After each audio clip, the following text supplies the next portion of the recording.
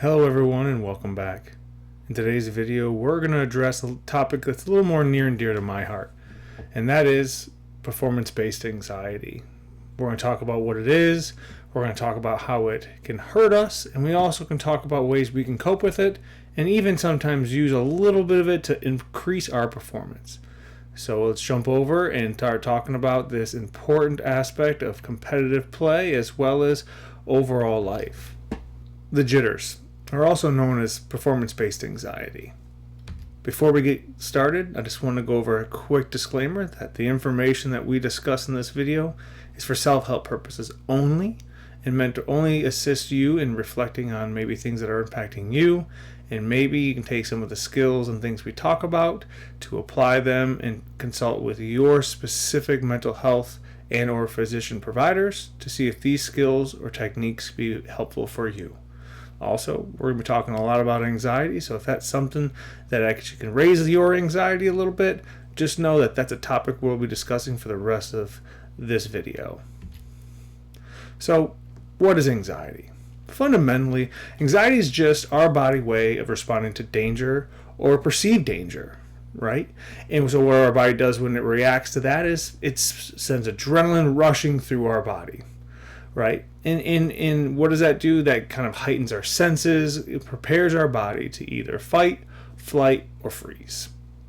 And there's two major kinds of anxiety we can kind of look at. Is trait anxiety. This is more of a stable over multiple areas versus state-based anxiety. And today in our presentation, we're going to be talking a little bit more about the state-based anxiety of this one environment triggering or eliciting this response to a degree where it becomes counterproductive to our performance and to our overall well-being. So performance-based anxiety is a fear or apprehension experienced by before or during a performance, often referred to as stage fright, characterized by worry about the consequence of not performing well. I'm sure everyone here can really relate to that when they sit down at a competition or sit down at a DLC or something of that nature, or even league night, right? And we sit across the person in front of us and our mind starts racing and we start experiencing some of this, performance-based anxiety. Right? I want to perform well. I want to win. What are they playing? I don't know. Is this deck a good choice? What is my mulligan? All these thoughts start rushing through our head, and that can start to impact our overall performance. So why do we have performance-based anxiety? I think the first one is just the fear of failure, right? We all put a lot of work and effort into this, and we have a fear of not performing well and how that might reflect upon us, and we don't want that to happen, and we want to look about how we can avoid it or how we can get around that fear that perceive that we might fail at a task. The next is maybe unrealistic expectations. Maybe we hold unrealistic expectations for our own performance, what we should do. Should I win every single? I should 2-0 and every best of 3. I should, I should never make a bad decision. I should never make a bad play. I should never ink the wrong card at the wrong time, right? Kind of that all or nothing thinking. And then, lack of confidence also can play into that, right? If I don't have strong beliefs in my skill sets or believe other people have a more superior skill set, that might automatically set the stage for us to experience some performance-based anxiety. And then also any pre-existing anxiety that we've experienced, or if we have a pre-existing diagnosed anxiety disorder, right, that can also contribute to this performance-based anxiety. And overall, we can experience one of these things, or we can experience multiple of these things all at once, right? We can have a fear of failure, unrealistic expectations, a lack of confidence, and a pre-existing, right? So now we're entering into this competition, this match, already at a heightened state of being, and that can lead to some less than desirable outcomes. So what are some signs you're experiencing some performance-based anxiety? Well, the first one is some emotional symptoms, and those are characterized by fear, worry, apprehension, self-doubt, feelings of embarrassment, and this creates a marked level of distress, right? Not just, okay, I'm uncomfortable, but like actually distressing, right? I'm starting to really experience some pretty strong emotions that I'm needing to work through to be able to even concentrate on what I'm doing. Some cognitive symptoms or just some mental-based symptoms, right? Self-criticism, unrealistic expectations, heightened focus on failure. Where's my mind at? Is my mind present in the moment, or is it already at the end of the game when I wasn't successful? Is it already doubting my decisions? Is it already doubting my mulligan that I haven't even taken place yet, right? Is my mind already criticizing my skill set before I even had an opportunity to show what that skill set even is? And then some physical symptoms. We can notice our heart rate increase. We can notice some shortness of breath, trembling, sweating, dry mouth, muscle tension, and maybe even our stomach's getting a little upset, or we got some butterflies in our stomach, right? That dynamic can all be some aspects of some warning signs that we might be experiencing some performance-based anxiety. Also, we have some behavioral symptoms, right? I might want to, avoiding eye contact with a person in front of me. I might, withdraw or try to isolate myself before I enter into the match or the round, or even afterwards.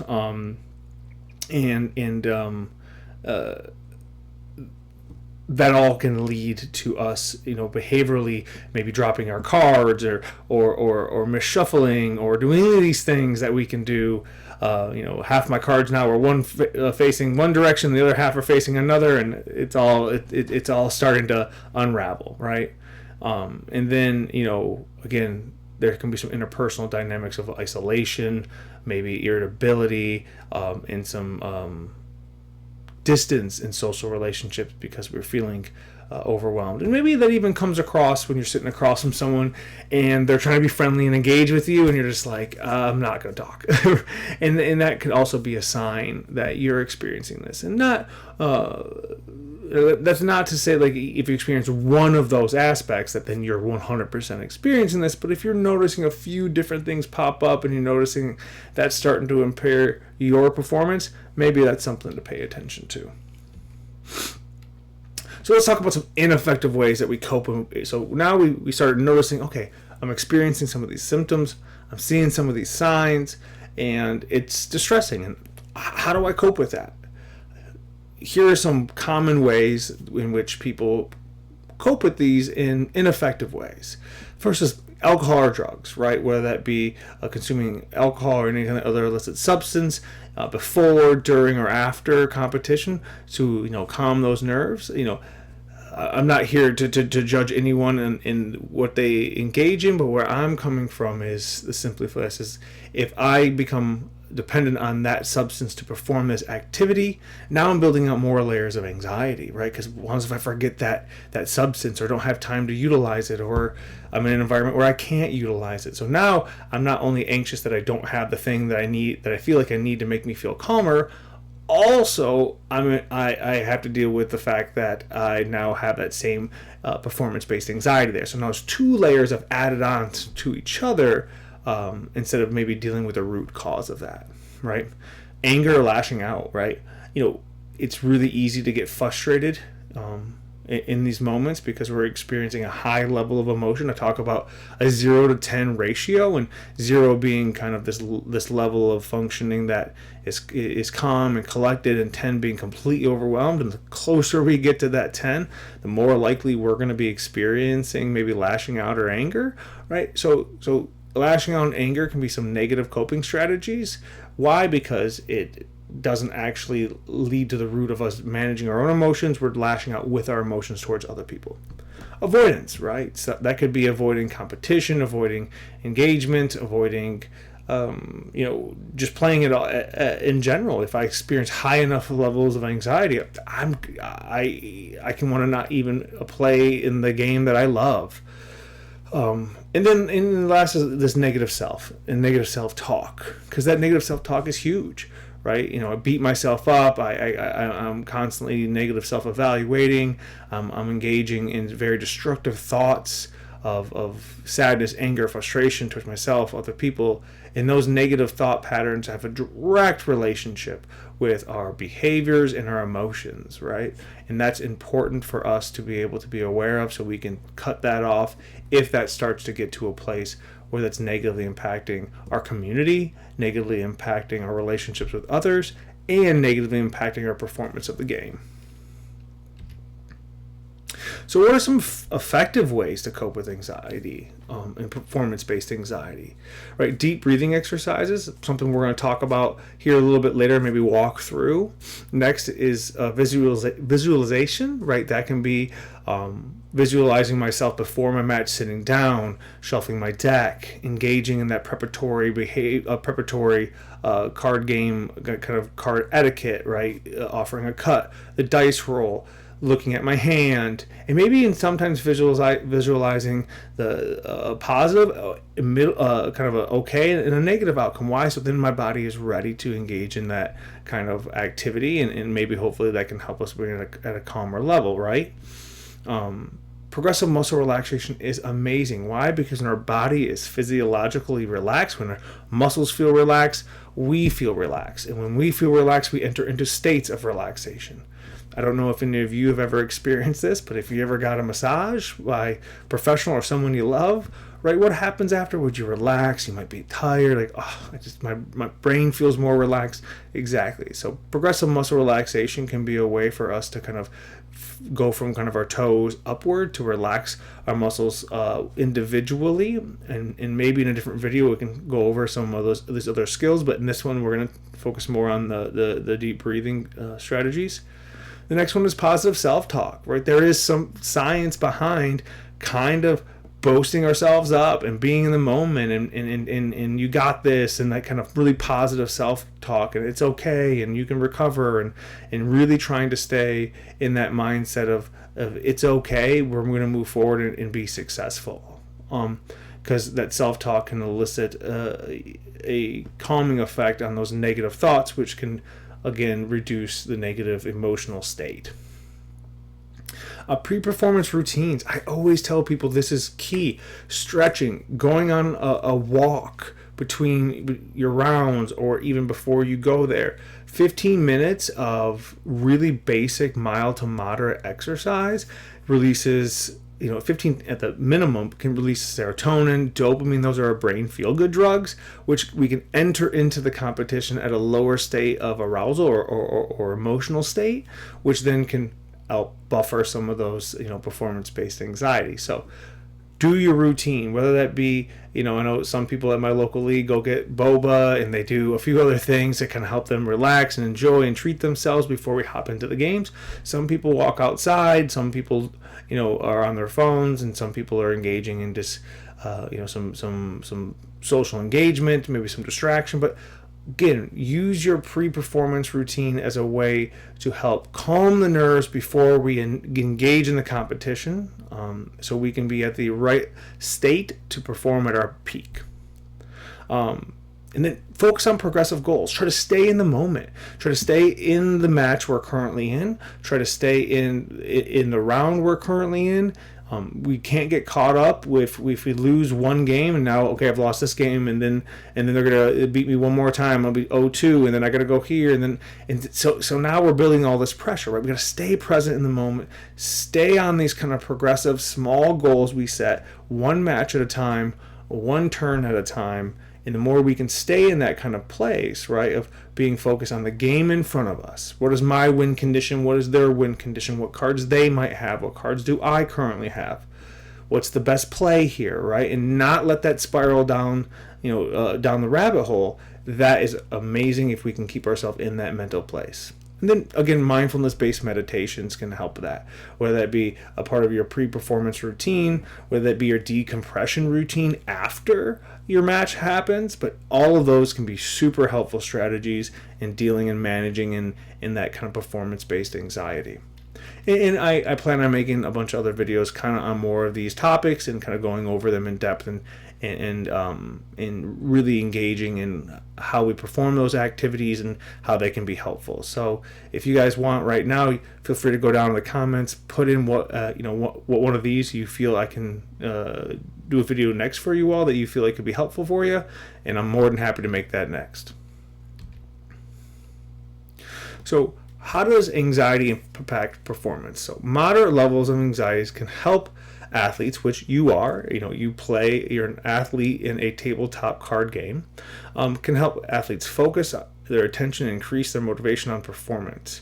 Can lead to a state of flow, which is really actively engaged in the here, in the now moment.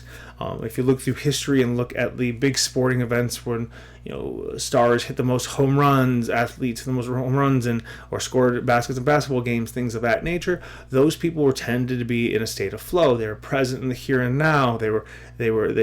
Sometimes they even said it felt kind of like everything was moving a little bit slow around them, just because they were so present in the here and now. So a moderate level of anxiety, which we'll talk about what that looks like here in a little bit, but a moderate level of anxiety is helpful and actually can help performance.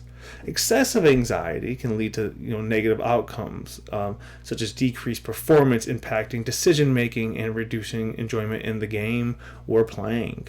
Right, that's the key part.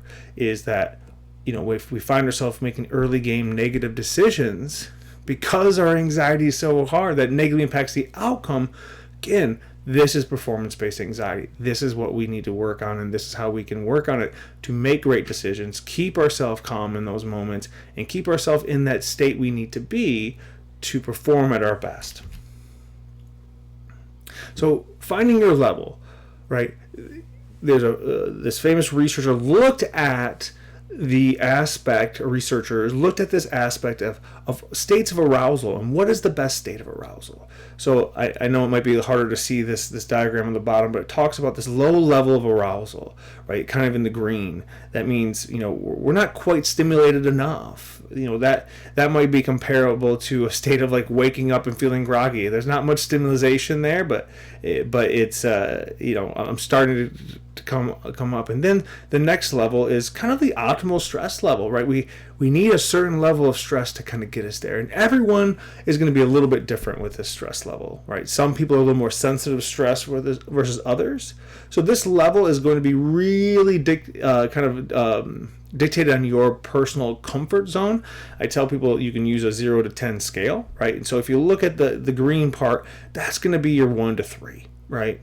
And then your next level is going to be, your 4 to 5, maybe we'll go 6, 4 to 6. And then your next level is going to be 6 to 8. And then, the other one's going to be 9 to 10, right? That red. And so if we're anything over that 5 or 6 line, we got to bring the anxiety down. We got to bring the stress level down, because that negatively impacts performance. So again, try to use that scale for yourself. When you're just relaxing at home, ask yourself, where do I fall on this scale of kind of arousal or stress or anxiety? Okay, well, I'm like a 1 right now. Okay, all right, that's good. And then maybe when you're engaging in a more stressful activity, check in and go, okay, where am I at in that same scale?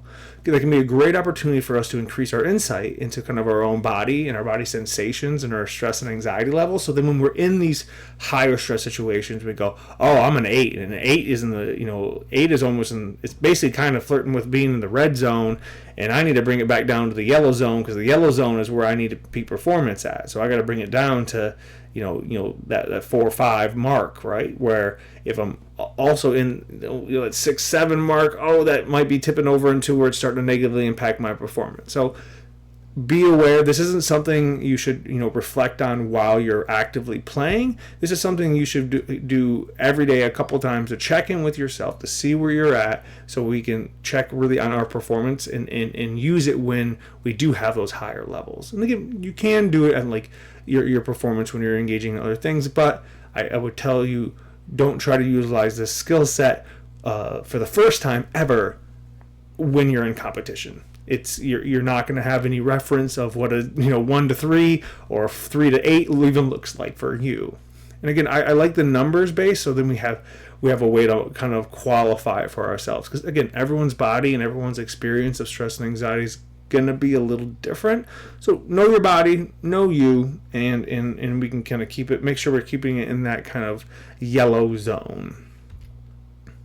So calm breathing, also known as diaphragmatic breathing. Why am I bringing about that? So calm breathing or diaphragmatic breathing is a really helpful tool that can help bring the level of that like arousal from an 8 down to like a 5 or 6. It's not a skill set that's going to eliminate all anxiety, so it's actually kind of good for the goal of this video and what we're talking about, to try to keep that level of arousal in a way that is in line with flow or peak performance. It's also a skill set that is going to help relax our central nervous system, help us kind of re-engage in the here and now, shift the focus back into the moment to kind of help us be more present and kind of calm our central nervous system, which is aroused, and that adrenaline that's flowing to kind of dissipate and come down, so we can be right in that level where we want to be, right in that sweet spot, right? So why is this important? Again, when we're anxious and we're stressed, we have that adrenaline dumped into our system. We're taking shortness of breath. We're hyperventilating. We're kind of, our mind is racing, and we don't have a place to put our mind other than the fear. And then our breathing and the hyperventilating actually then triggers our body to respond in an anxious way. So then it becomes this feedback loop of like, I'm anxious because of my fear of poor performance. My body is saying, oh no, something's wrong, and I'm not getting a lot of oxygen, and something's wrong. And so then it tells your mind to be anxious, and we just get caught in this loop. That's why it sometimes escalates, and then sometimes we have like a really overwhelming anxiety experience. So this technique is really important. But just like when we talked about checking in on that number, the kind of that number of what you are from that 0 to 10, this is a technique that needs to be tried and practiced way before we are in the moment where we need it. I tell people to practice this while they're driving. Practice this while, well, maybe not when you're driving. Okay, practice this while you're sitting in bed. Practice this before, nighttime, as a way to kind of calm our mind. This can be a great way to, if we've had a long day, instead of scrolling on our phone or watching TV, maybe sit on the couch for a little bit and engage in some calm breathing or diaphragmatic breathing. The more you practice it, the more you can perfect it. So when you're at that higher level, engaging in it becomes easier because practice makes perfect. So I'm going to go over this a little bit, and then I want to practice it a few times with you to kind of see what it looks like. So calm breathing involves taking deep, smooth breath slowly in. If you can, in through your nose and out through your mouth, that's excellent. But if that is not possible for you and your body, into the mouth, out of the mouth is totally acceptable. So what we're going to do is take that 4 to 5 second breath in. Counting's important. I'll talk about why that's important in for a second. We hold for 1 to 2 seconds, again, depending on your lung capacity and your comfort level, 1 to 2. And then we exhale 4 to 5. We wait 1 second and then do the cycle again. I'm more of a 4 in, hold 1, 4 out kind of person, but if that isn't effective for you and your lungs, we can bump it to 3, or if you feel like 4 is too short, bump it to 5. Again, your body, and engage in this skill based on what you know is right for your body. It's important to try to go through this cycle like 6 to 8 times. 6 to 8 breaths per minute is a good steady pace, right? That's not something you have to sit down and like time when you're feeling anxious, but something you can keep in mind if you're practicing this skill.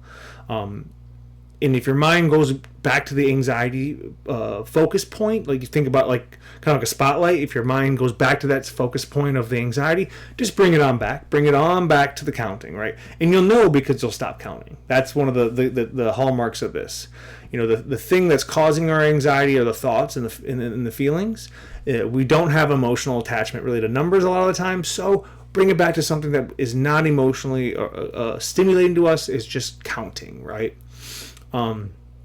Another key takeaway to this is if you start engaging in it and it starts to become more anxiety provoking to you because you're focusing in on your breathing and for some reason that causes some distress, please stop. Do not use this skill, please. And this is why I say consult with your provider. They know you best. They know They know what will help you the best. This is just a general overview of this skill and how it can be effective on bringing that anxiety into, if it's too high, bringing that anxiety into kind of that peak performance range.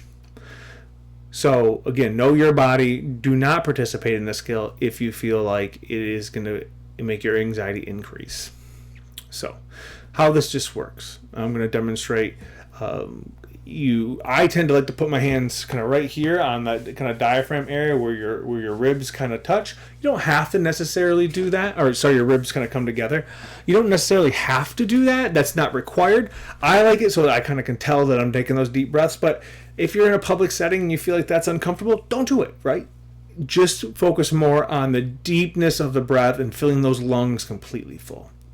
So I'm going to go through 2 or 3 cycles of this and just kind of demonstrate what that might look like. So it starts off with kind of keeping a calm, relaxed posture. See, I'm not tight. I'm not hunched over. I'm relaxed. I might lean back a little in my chair. I might bring the shoulders down, kind of just really relaxed posture, not overly stiff, not overly tense. So bring the shoulders down, relax. You can close the eyes if you would like. If you don't like that, you don't have to. So it's going to be 1, 2, 3, 4. Hold for 1. 1, 2, 3, 4. Hold for 1. 1, 2, 3, 4. Hold for 1. 1, 2, 3, 4. Hold for 1. 2, 3, 4. Hold for 1. 1, 2, 3, 4. Hold for 1. See, that's the rhythm. Nice and smooth, nice and rhythmic. Try to keep the same pace and the same cadence in and out of, it's a little harder when you're counting out loud, but the same cadence, the same tempo throughout, and really kind of focus on that breathing. Focus on it, expanding those lungs and then contracting those lungs. Again, also, this is really helpful to increasing our own body's oxygen levels, which is a vasodilator, which means our veins will dilate, which relaxes our body even more. So again, this is a great skill to kind of help flush out some of that, not totally flush out, but can start to flush out a little bit of that adrenaline that's been dumped in there. It allows our blood flow to increase, our blood pressure to drop, relaxes our central nervous system, and we can get ourselves into kind of that state. And I say, do a minute or 2 of it, right? And then check in on that level. Where am I at? Okay, I'm at a 0 to 8. Okay, now I'm in that 5. Okay, that's where I need to be. 5 is good. I feel appropriately stimulated. I'm ready to go. I'm ready to perform. That's the best way we can utilize the skill set to improve our performance. I also want to let you know, if you experience more trait-based anxiety and you feel like it's negatively impacting other areas of your life, not just a TCG world or performance-based world, please get help. Please seek out. There's plenty of opportunity. There's resources on Psychology Today, findsupport.gov, the American Psychological and the American Psychiatric Association all have search engines for your specific areas, for individuals that either take your insurance or individuals that have sliding scales that can be effective for your costs in your area. Also, if you ever are in crisis, need to speak to anyone, please use the National Crisis Hotline. It's staffed 24/7, 7 days a week, 365 days a year. Just take your phone, call 988, and then if you are a veteran, press 1. It gets you over to the Veterans Crisis Line. If you're not, just use the 988 number, and you can get in contact with some person that can give you the support you need in the moment. There's far too many people that deal with the day-to-day struggles of mental health that I'm hoping that this can help take some edge off in the sport and the hobby that we love. But there's only certain things you can do with these basic skills. So please seek out help. Please get the support you need. And if you are in the Florida area and you feel like I can be helpful for you, I'm also on Psychology Today. You can feel free to send me an email on there, and I'm more than happy to respond to you and chat with you about what I can offer. I do appreciate you staying to the end of this video. I know this is a kind of a long one, but I really wanted to go over this topic. Please practice your self-reflections on your personal stress level and know what that looks like. So when you're in the stressful situation, we can reflect and kind of keep ourselves in that peak performance range. try out this skill, see if it works for you, and I'll be seeing you all in the next round.